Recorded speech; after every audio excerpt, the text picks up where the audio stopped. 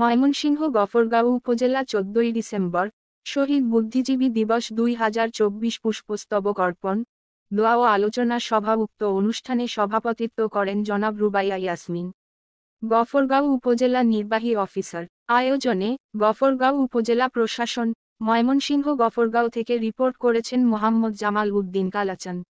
জন্য আমরা যে বলি যে শিক্ষা হচ্ছে জাতির মেরুদণ্ড, তো একটি দেশকে ধ্বংস করার জন্য শিক্ষিত মেধাবী সমাজকে ধ্বংস করা থাকে শত্রু গোষ্ঠীর মূল লক্ষ্য।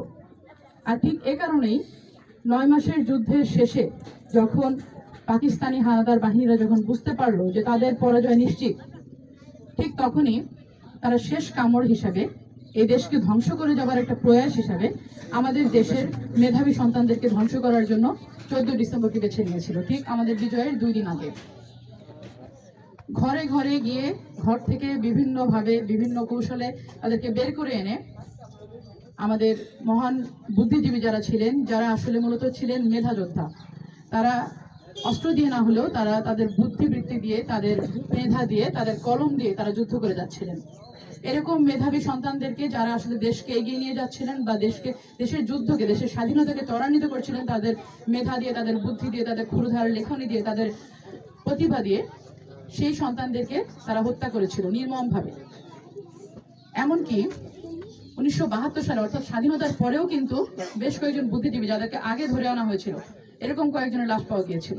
এরকম কয়েকজনকে বিহারি ক্যাম্পের মাধ্যমে হত্যা করা হয়েছিল, আমরা সেটা সবাই জানি। আমি যদি উইকিপিডিয়ার তথ্য অনুযায়ী যদি বলি, তাহলে ১৪ ডিসেম্বর ১৯৭১ সালে ৯৯১ জন শুধু শিক্ষক ছিলেন।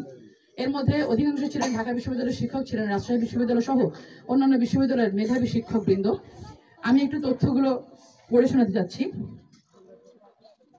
উইকিপিডিয়ার তথ্য অনুযায়ী ১৯৭১ সালে ১৪ ডিসেম্বর ৯৯১ জন শিক্ষক, ১৩ জন সাংবাদিক, ৪৯ জন ডাক্তার, ৪২ জন আইনজীবী, ১৬ জন লেখক, শিল্পী এবং প্রকৌশলীকে তারা হত্যা করেছিল।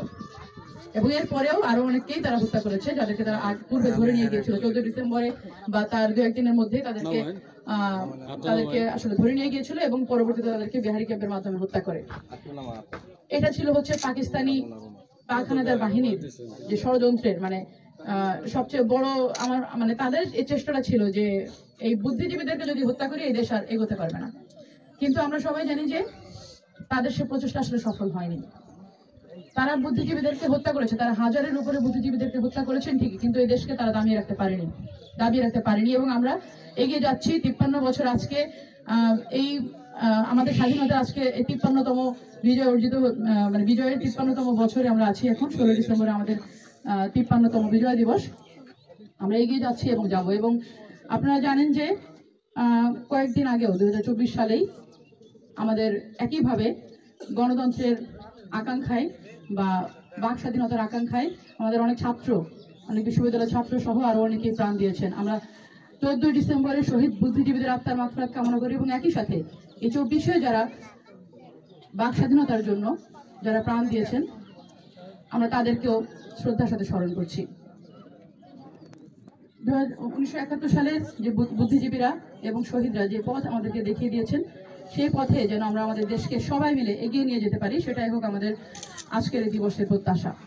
আমি শহীদ বুদ্ধিজীবীদের এবং মুক্তিযুদ্ধের সকল ৭১-এর সকল শহীদের আত্মার মাগফিরাত কামনা করছি এবং এই দেশের সার্বিক উন্নতি কামনা করছি। সর্বস্তরে প্রতিষ্ঠা করতে চাই। আমাদের আজকের শপথ হোক যে ৭১ সালে দেশের জন্য, জাতির জন্য মুক্তিযোদ্ধা বুদ্ধিজীবী নির্বিশেষে পাশাপাশি